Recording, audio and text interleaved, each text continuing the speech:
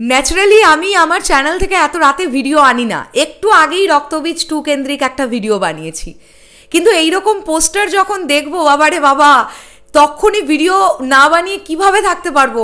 এটা কোন দেবদা, মানে এটা কোন দেবদা? এটা তো দেবদা, মানে আমি এটা কখনোই বলবো না যে এটা কি আদৌ দেবদা, না এটা দেবদাই, কিন্তু এটা কোন দেবদা? এটা কি আমাদের দেবদা? এটা কি টলিউড বক্স অফিস কিং দেবদা? আজ থেকে 10 বছর আগে ছবিটা শ্যুট হয়েছে। এই যে দেবদা বিভিন্ন ইন্টারভিউগুলোতে বলছেন না যে প্রতিদিন 6 থেকে 7 ঘন্টা দেবদার এই মেকআপটা করতে লাগতো, দেবদাকে চিনতে পারা যাচ্ছে না। ও মাই গড, আগামীকাল দুপুর 3টের সময় মা গানটা আসছে, তার একটা নতুন পোস্টার। কিংশুককে অসংখ্য ধন্যবাদ জানাই আমাকে তৎক্ষণাৎ আপডেটগুলো পাঠাবার জন্য। আমি স্ক্রিনে অ্যাটাচ করছি, তোমরা দেখো। এখানে দেবদাকে আমরা যে প্রস্থেটিক মেকআপটা, মানে বৃদ্ধ লুকটাতে দেবদাকে আমরা যেভাবে দেখতে পাচ্ছি, আমি সত্যি বলছি, আমি একজন কলকাতাবাসী হয়ে প্রাউড ফিল করি দেবদার জন্য, যে দেবদার মতন একজন এত সাহসী অভিনেতা আমাদের পশ্চিমবাংলায় আছে, যে কনস্ট্যান্ট চেষ্টা করে গেছে নতুনত্ব কী করা যায়, আরও কত চ্যালেঞ্জ নেওয়া যায়, কত কি করা যায়। মানে এটা একটা লেভেলের ব্যাপার, মানে এটা বলতেই হবে, এটা দেবদা ছাড়া এই মুহূর্তে দাঁড়িয়ে অসম্ভব ব্যাপার। আমি এটাও বলতে পারি, এটা দেবদা ছাড়া এই মুহূর্তে দাঁড়িয়ে টলিউডে অসম্ভব ব্যাপার। এই রিস্কই তো কেউ নিতে পারবে না। দেবদা প্রতিটা মোমেন্টে যে রিস্কগুলো নিচ্ছে, সবাই আজকের ডেটে দাঁড়িয়ে সেফ গেম খেলতে চায় ভাই, সেখানে দেবদা পরিষ্কার বলছেন বক্স অফিস নিয়ে আমি ভেবে কি করব, সেটা তো দর্শকের হাতে। আমি যদি ভাবিও আরে আমার ছবিটার বক্স অফিস কী হবে, তাহলে কি বক্স অফিস হয়ে যাবে? আর আমি যদি এটা বলি ওয়াও আমি দেব, আমার তো বক্স অফিস হবেই, তাহলেই কি বক্স অফিস হয়ে যাবে?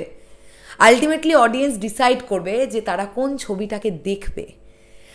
আমি এটুকুই শুধু চাই, আমি জানি ওয়ার্ড 2 আসছে ধূমকেতুর উল্টো দিকে, যদিও এটা নিয়ে দেবদা ওয়াকিবহল তো নয়। দেবদা বলেছেন আমি সবসময়ের জন্য বড় বড় ছবির বিপরীতেই এসেছি, আর এত বছর পরে ধূমকেতু রিলিজ হচ্ছে, এটাও একটা বড় বলিউডের ছবির বিপরীতেই আমাকে আসতে হচ্ছে। কিন্তু আমাদের চাওয়াটা এটাই যে এই ছবিটার সঙ্গে প্লিজ শত্রুতাম করবেন না। মানে আমাদের ইন্ডাস্ট্রিতে তো এরকম প্রচুর লোক আছে যারা সামনে খুব ভালো, পেছন ফিরলেই হচ্ছে আসল রূপটা বেরিয়ে যায়। দেবদার সামনেই হয়তো বলছে আই লাভ ইউ দেব, পিছনে ঘুরেই বলছে দাঁড়াও তোমার পেছনে কীভাবে বাঁশ দেবো দেখছি। এরকম প্রচুর মানুষ ইন্ডাস্ট্রিতে দেখতে পাওয়া যায়। তো একটাই অনুরোধ, প্লিজ ধূমকেতু ছবিটার সঙ্গে কোনো অন্যায় হতে দেবেন না, বা উদ্দেশ্য প্ররোচিতভাবে কোনো অন্যায় করবেন না। এই ছবিটা আজ থেকে 10 বছর আগে শ্যুট হওয়া একটা ছবি, এবং দেবদাকে আপনারা দেখছেন মেকআপটা দেখে, এই যে যেভাবে তাকিয়ে আছে দেবদা, যেরকম দেখতে লাগছে, আপনারা বুঝতে পারছেন কতটা ডেডিকেশন দিয়ে এই মানুষটা আজ থেকে 10 বছর আগে এই পারফরমেন্সটা দিয়েছেন।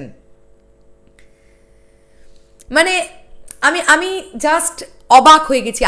আমার মুখে কোনো বুলি নেই দেবদার এই লুকটা, এই পোস্টারটা এইভাবে দেখার পরে। একটা গাছের পাশ থেকে যে বৃদ্ধ লুকটাতে যেভাবে তাকিয়ে আছেন, একটা মুখের ফেসিয়াল এক্সপ্রেশনটা যদি দেখো, একটা অসহায় টাইপের মুখ দেখতে পাওয়া যাচ্ছে এখানে দেবদার। খুব অদ্ভুত লাগছে, খুব, মানে দেবদা একটা আলাদা কিছু করেছে এটা। আমি সত্যি আর ওয়েট করতে পারছি না কবে 14ই অগস্টটা আসবে, এই সিনেমাটা হলে দেখতে যাব, নাহলে শান্তি পাচ্ছি না। তোমরা কারা কারা এতটাই এক্সাইটেড ধূমকেতু নিয়ে আমার মতন, কমেন্ট করে জানাও। শেষ করছি ভিডিওটা, আসছি আবার খুব শিগগিরই। তাহলে এখনের জন্যে টাটা।